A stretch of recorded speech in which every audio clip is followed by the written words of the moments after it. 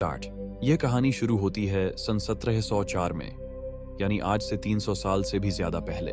उस समय जब दुनिया के नक्शे पर बहुत से रहस्यमयी इलाके अभी भी अनजाने थे। यूरोप की कई ताकतें जैसे ब्रिटेन, स्पेन और पुर्तगाल समुद्रों पर कब्जा जमाने के लिए एक दूसरे से मुकाबला कर रही थीं, और उन्हीं में से एक देश था स्कॉटलैंड, जहां से एक बहादुर नाविक की कहानी शुरू होती है, अलेक्जेंडर सेलकर्क की। अलेक्जेंडर सेलकर्क का जन्म सन 1676 में स्कॉटलैंड के एक छोटे से कस्बे लोअर लार्गो में हुआ था। वो बचपन से ही बेहद जिज्ञासु और रोमांच प्रेमी था। जब दूसरे बच्चे खेतों में खेलते थे तो अलेक्जेंडर समुद्र के किनारे बैठकर जहाजों को दूर तक जाते देखता रहता। उसे हमेशा यह लगता कि एक दिन वह भी किसी जहाज पर सवार होकर दुनिया की सीमाओं से आगे निकलेगा। जैसे जैसे वो बड़ा हुआ, उसने जहाज चलाने की कला सीखी, समुद्र के नियम सीखे, और बहुत जल्द ही वह एक कुशल नाविक बन गया। किसी समय पर उसने ब्रिटिश व्यापारिक जहाजों में काम किया, फिर प्राइवेटियर शिप्स यानी कानूनी लूट के जहाजों में शामिल हो गया। उनका काम था युद्ध के समय दुश्मन देशों के जहाजों को पकड़ना, उनका माल लूटना और अपने देश के लिए धन कमाना। सन 1703 में इंग्लैंड और स्कॉटलैंड ने एक बड़ा अभियान तैयार किया। इस अभियान का उद्देश्य था स्पेनिश जहाजों पर हमला करना और उनके सोने चांदी से भरे खजानों को लूट लेना। इस मिशन का नेतृत्व कर रहे थे कैप्टन विलियम डम्पियर, जो अपने समय के सबसे प्रसिद्ध खोजी नाविकों में से एक थे। अलेक्जेंडर सेलकर्क ने उसी मिशन में भाग लिया। इस बेड़े में दो मुख्य जहाज थे, पहला सेंट जॉर्ज, जिसका कप्तान खुद विलियम डैम्पियर था, और दूसरा सिंक पोर्ट्स, जिसका कप्तान था थॉमस स्ट्रैडलिंग। सेलकर्क को नियुक्त किया गया था 5 पोर्ट्स जहाज पर बतौर सेलिंग मास्टर, यानी जहाज चलाने और दिशा निर्धारण का जिम्मेदार व्यक्ति। उनके जहाज पर कुल मिलाकर लगभग 90 से 100 लोग थे। इनमें नाविक, गनर, इंजीनियर और कुछ सैनिक भी शामिल थे। सभी का लक्ष्य था दक्षिण अमेरिका के तट तक पहुंचना, वहां से स्पेनिश जहाजों को लूटना और फिर माल लेकर इंग्लैंड वापस लौटना। शुरुआती कुछ महीने बेहद कठिन रहे, कभी तूफान, कभी बीमारी, कभी भूख।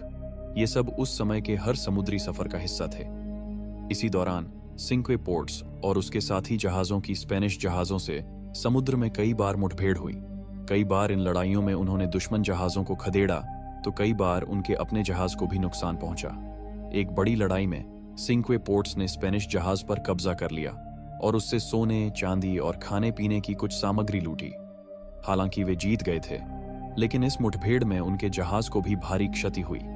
तोप के गोले और गोलाबारी के कारण सिंक्वे पोर्ट्स की लकड़ी कई जगहों से टूट गई थी और कई नाविक घायल हो गए थे।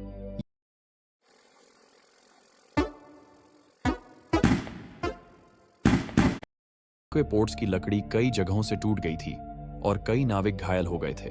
यही वह समय था जब जहाज की असली परेशानी शुरू हुई। लड़ाई के बाद के दिनों में जहाज धीरे धीरे कमजोर पड़ने लगा। समुद्र के नमक और धूप से लकड़ी सड़ने लगी, कीलें ढीली हो गईं और जहाज के नीचे से पानी अंदर आने लगा। अब अलेक्जेंडर सेलकर्क को साफ दिख रहा था कि अगर जहाज की मरम्मत जल्द नहीं की गई तो ये किसी भी समय समुद्र में डूब सकता है। उसने कई बार कप्तान स्ट्रैडलिंग को चेताया कि हमें किसी सुरक्षित स्थान पर रुककर जहाज की मरम्मत करनी चाहिए, लेकिन कप्तान स्ट्रैडलिंग बेहद जिद्दी था। उसे लगता था कि जहाज अभी भी आगे बढ़ने के लायक है और सेलकर्क का डर बेवजह है। दोनों के बीच बहस धीरे धीरे तेज झगड़े में बदल गई। आवाजें ऊंची हो गईं। गुस्से में दोनों ने एक दूसरे को अपमानित तक कर दिया। कुछ नाविकों ने बीच बचाव करने की कोशिश की, लेकिन किसी ने भी खुलकर कप्तान के खिलाफ कुछ नहीं कहा। सेलकर्क को गुस्सा आ गया। उसने कहा, अगर तुम इस जहाज को आगे ले जाओगे तो हम सबकी मौत तय है। अगर तुम मेरी बात नहीं मानते तो मुझे यहीं उतार दो। कप्तान ने व्यंग्य में जवाब दिया, ठीक है, अगर इतना भरोसा है अपनी किस्मत पर तो यहीं रह जा। ये झगड़ा यहीं खत्म नहीं हुआ। थोड़ी देर बाद ही जहाज एक छोटे से हुआन फर्नांडेज आइलैंड्स के पास पहुंचा, दक्षिण अमेरिका के तट से लगभग 400 मील दूर, जो आज के समय में चिली देश के पास स्थित है। यह इलाका पूरी तरह वीरान था। घने जंगल, ऊंचे पहाड़ और समुद्र की गूंज। कप्तान ने गुस्से में आदेश दिया कि सेलकर्क को यहीं किनारे पर उतार दिया जाए। उसे लगा कि सेलकर्क डर जाएगा और माफी मांग लेगा, लेकिन सेलकर्क ने अपने फैसले पर डटे रहकर कहा, हाँ, मुझे यहीं छोड़ दो। शायद उसने सोचा था कि जहाज जल्द ही लौट आएगा, लेकिन किस्मत ने कुछ और ही तय किया था। उसे उतार दिया गया, उसके साथ दिया गया। उसकी बंदूक और बारूद, थोड़े कपड़े, एक छोटा चाकू, कुछ औजार, एक बाइबल और थोड़ा खाने का सामान। जब वह तट पर उतरा तो कुछ साथी नाविक उसे देख रहे थे, कोई सहानुभूति से तो कोई मजाक में। जहाज ने लंगर उठाया और धीरे धीरे लहरों के बीच गायब हो गया। सेलकर्क चट्टान पर खड़ा बस देखता रह गया। वो आवाजें, वो लोग, वो जहाज सब दूर होते गए और अचानक उसके चारों ओर छा गया सन्नाटा। पहले दिन वो वहीं तट पर बैठा रहा। उसे लगा कि शायद कप्तान कुछ घंटों या अगले दिन वापस आएगा, लेकिन कोई नहीं आया। आसमान में तारे चमक रहे थे, पर उसके चारों ओर बस सन्नाटा और समुद्र की आवाज थी। उसे नहीं पता था कि यह बस एक रात की बात नहीं, बल्कि आने वाले 4 साल और 4 महीने तक वह इसी निर्जन द्वीप पर अकेला रहेगा। अलेक्जेंडर सेलकिर्क जब उस अकेले और सुनसान द्वीप पर उतरा तो उसके पास वास्तव में बचे खुचे केवल कुछ ही चीजें थीं। एक बंदूक, थोड़ी सी बारूद, कुछ कपड़े, एक तेज चाकू, एक बाइबल और कुछ खाने पीने की साधारण सामग्री। यही वह सामान था जिस पर उसने पहले कुछ दिनों तक अपनी उम्मीदें टिका रखीं। वह तट के पास बैठा रहता, दिन भर क्षितिज की ओर ताकता और सोचता कि शायद किसी दिन वही लहरें किसी जहाज को वापस लेकर आएंगी। लेकिन जब कई दिन बीत गए और कोई सहायता नहीं आई, तो उसने यह समझ लिया कि अब आत्मनिर्भर होना ही उसकी एकमात्र राह है। तट पर रहते हुए उसका सारा भोजन केवल 1 सप्ताह में समाप्त हो गया। भूख और निर्जनता की मार से उसने निर्णय लिया कि अब उसे अंदर जाकर कोई सुरक्षित ठिकाना बनाना होगा। उसने समुद्र किनारे से कुछ दूर एक घनी पहाड़ी ढलान चुनी और वहां 2 झोपड़ियां बनाई, एक स्वयं के रहने के लिए और दूसरी अपने सामान तथा भोजन को सुरक्षित रखने के लिए। यह व्यवस्था इसलिए की गई थी ताकि कोई जंगली जानवर उसकी वस्तुओं तक न पहुंच सके और तेज हवाओं से उसका भोजन सुरक्षित रहे।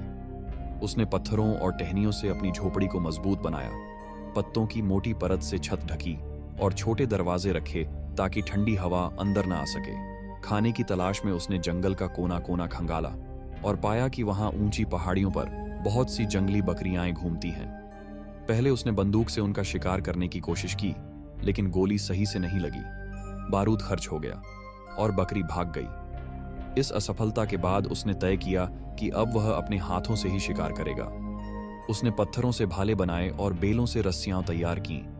कई बार वह घंटों तक पहाड़ियों पर दौड़ता, गिरता, चोट खाता और फिर भी कोशिश नहीं छोड़ता। एक दिन उसने देखा कि एक बकरी पहाड़ी के ऊपरी हिस्से पर चढ़ रही है। वह भी उसके पीछे पीछे चढ़ने लगा। चढ़ाई कठिन थी, हाथों में छाले पड़ गए, पर उसने हार नहीं मानी। अंत में जब वह शिकार के बिल्कुल करीब था, उसका पैर फिसल गया और वह नीचे गिर पड़ा। लेकिन किस्मत ने साथ दिया। वह सीधे बकरी के ऊपर जा गिरा। बकरी बुरी तरह डर गई और उसने उसी क्षण उसे पकड़ लिया। गिरने से उसके पैर में हल्की चोट आई, मगर कुछ दिनों में वह ठीक हो गया। शिकार से लौटकर उसने सूखी लकड़ियां इकट्ठा की और आग जलाने की कोशिश की। कई बार वह घंटों 2 लकड़ियों को घिसता रहा। उसके हाथों में छाले पड़ गए, पर उसने हार नहीं मानी। अंततः जब घर्षण से पहली बार धुआं उठा, उसने सूखी घास पर फूंक मारकर लौ को बढ़ाया। जैसे ही आग जली, उसकी आंखों में आंसू आ गए, भूख से नहीं, बल्कि अपनी मेहनत की जीत से। बकरी को मारकर उसने उसका बाहरी खाल उतारा, जिसे बाद में कपड़े और अन्य उपयोग के लिए इस्तेमाल किया। लोन चुकाने का टेंशन ले रहे हो तो तुमसे बड़ा बेवकूफ कोई नहीं है। अपने लोन को एक दूसरे सस्ते लोन से चुका दो। समझाता हूं कैसे। बकरी को मारकर उसने उसका बाहरी खाल उतारा, जिसे बाद में कपड़े और अन्य उपयोग के लिए इस्तेमाल किया। इस प्रकार उसने न केवल भोजन पाया, बल्कि अपने अस्तित्व को सुरक्षित रखने के लिए वस्त्र और सुरक्षा का साधन भी तैयार किया। उसने पहली बार अपने हाथों से पकाया हुआ बकरी का मांस खाया। यह केवल भोजन नहीं था, बल्कि उम्मीद का स्वाद था। धीरे धीरे उसने सीखा कि आग को कैसे बचाना है, कैसे राख में दबाकर उसे बुझने से रोकना है और कैसे उसी से संकेत के लिए धुआं उठाया जा सकता है। एक दिन जब वह बकरी का मांस आग में पकाकर खा रहा था, उसकी खुशबू से 2 बिल्लियां उसके सामने आ गईं। उसने उन्हें मांस के कुछ टुकड़े दिए और सोचा कि उन्हें दोस्त बनाया जाए। धीरे धीरे वे उसकी साथी बन गईं और जंगल में उसके साथ रहकर उसे चेतावनी देने और सुरक्षा में मदद करने लगीं। अब जहां भी वह जाता, बिल्लियां हमेशा उसके साथ रहतीं। पानी का इंतजाम भी उसके लिए जरूरी था, पर दुश्मन नहीं था। कभी कभी जंगल के भीतर चट्टानों के बीच जमा हुआ पानी मिलता, वह उसे छानकर या सीधे पी लेता। और कभी कभी बरसात के बाद गड्ढों में पानी भर जाता, जिसे वह संजो कर पीता। कई जगहों पर वही पानी बकरियां भी पीने आती, इसलिए पानी मिलना उस धूप में पूरी तरह असंभव नहीं था। बकरी जहां रहती थी, वहीं अक्सर पानी के पास रहती थी, जिससे पानी ढूंढना आसान हुआ। एक दिन जब वह समुद्र तट पर सूखी लकड़ियां ढूंढ रहा था, उसे दूर क्षितिज पर एक जहाज दिखाई दिया। उसने ध्यान से देखा और पाया कि उस जहाज पर स्पेन का झंडा लहरा रहा है, वही देश जो उस समय इंग्लैंड का शत्रु था। यह देखकर वह तुरंत सतर्क हो गया। उसने सोचा कि यदि उसने मदद मांगी और वे लोग उसे पहचान गए तो वे बिना झिझक उसे बंदी बनाकर यातनाएं देंगे। इसीलिए उसने चुपचाप एक पत्थर के पीछे छिपकर जहाज को जाते हुए देखा और कोई संकेत नहीं दिया।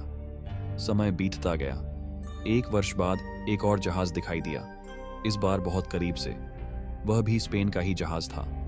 जहाज किनारे के पास आया और उसके कुछ नाविक छोटी नाव में उतरकर किनारे पर आ गए। अलेक्जेंडर ने तुरंत जंगल के भीतर भागकर एक ऊंचे पेड़ पर चढ़कर पत्तों और मिट्टी से खुद को ढक लिया। नीचे से नाविकों की आवाजें आ रही थीं। वे कुछ तलाश रहे थे। उनमें से एक ने ऊपर की ओर देखा और कहा, शायद मैंने कुछ हिलता हुआ देखा।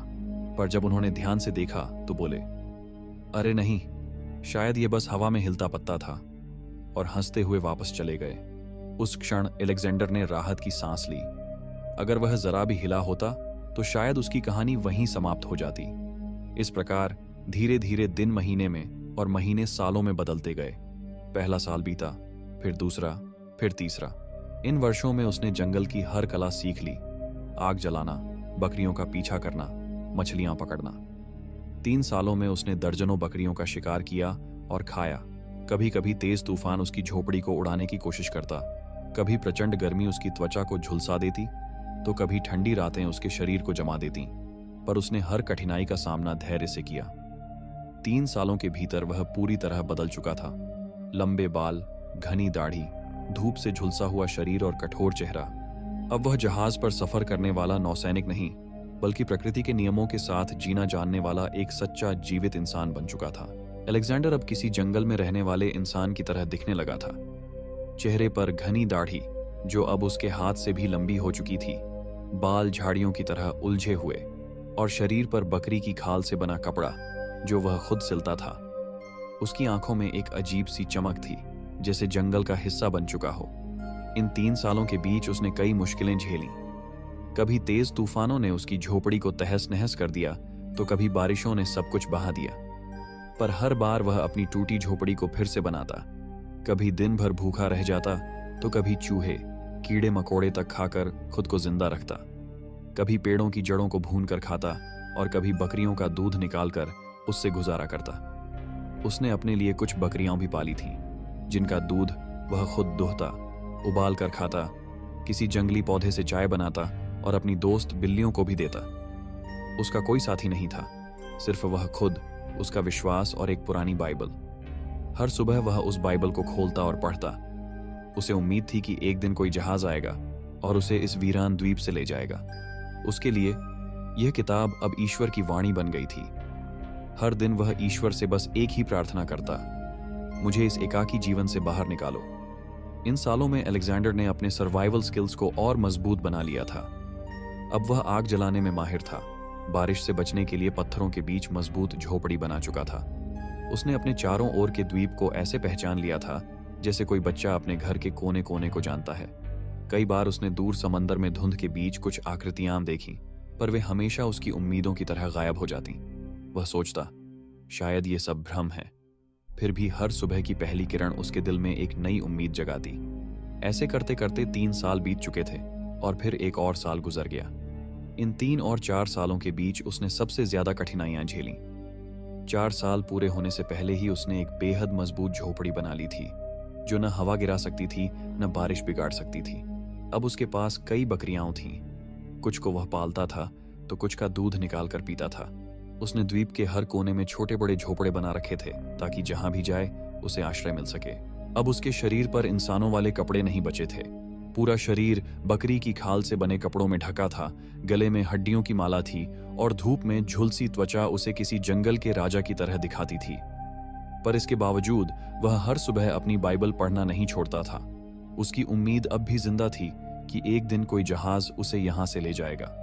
ऐसे करते करते 4 साल 4 महीने बीत चुके थे और फिर आया वो दिन, 2 फरवरी। मैं सोनू सूद लाया हूं अपनी खुद की सोशल मीडिया ऐप एक्सप्लोजर। दुनिया की पहली जहाज उसे यहां से ले जाएगा। ऐसे करते करते 4 साल 4 महीने बीत चुके थे और फिर आया वो दिन, 2 फरवरी 1709 सुबह का वक्त था। अलेक्जेंडर किनारे पर बैठा अपनी बाइबल पढ़ रहा था कि तभी उसने दूर क्षितिज पर कुछ देखा। समंदर की लहरों के बीच एक जहाज की आकृति धीरे धीरे साफ होती जा रही थी। पहले तो उसे लगा कि यह भी उसका भ्रम है, लेकिन जब उसने ध्यान से देखा तो 2 जहाज दिखाई देने लगे। उसका दिल जोरों से धड़कने लगा। वह भागकर अपनी आंख की जगह पहुंचा और धुएं का इशारा करने लगा। धीरे धीरे वो जहाज उसकी ओर बढ़ने लगे। जब नावें किनारे पहुंची और लोग उतरे तो उन्होंने देखा कि उनके सामने एक अजीब व्यक्ति खड़ा है। लंबी दाढ़ी जो उसके हाथ से भी लंबी थी, बाल झाड़ियों की तरह फैले हुए और शरीर पर बकरी की खाल से बने कपड़े। वह कोई साधु नहीं था, वह था अलेक्जेंडर सेलकर्क। वे जहाज ब्रिटिश थे, जिनमें से एक का नाम था ड्यूक और उसका कप्तान था वुड्स रॉजर्स। कप्तान रॉजर्स और उसके साथी अलेक्जेंडर की हालत देखकर दंग रह गए। वह किसी जंगली आदमी की तरह दिख रहा था, लेकिन उसकी आंखों में इंसानियत और उम्मीद अब भी थी। अलेक्जेंडर कुछ बोलना चाहता था, पर उसकी आवाज बहुत कमजोर थी। टूटी फूटी अंग्रेजी में उसने अपनी कहानी बताने की कोशिश की, जिसे मुश्किल से ही वे लोग समझ पाए। कप्तान रॉजर्स ने तुरंत उसे अपने जहाज पर लाने का आदेश दिया। नाविकों ने उसे सहारा दिया और जैसे ही वह जहाज पर चढ़ा, उसकी आंखों से आंसू निकल पड़े। 4 साल 4 महीने बाद उसने पहली बार इंसानों को देखा था। उस दिन 2 फरवरी 1709 अलेक्जेंडर सेलकिर्क को उस निर्जन द्वीप से आजादी मिली। जहाज के डेक पर बैठा वह आसमान की ओर देख रहा था और उसके होठों से निकला एक ही शब्द, धन्यवाद प्रभु।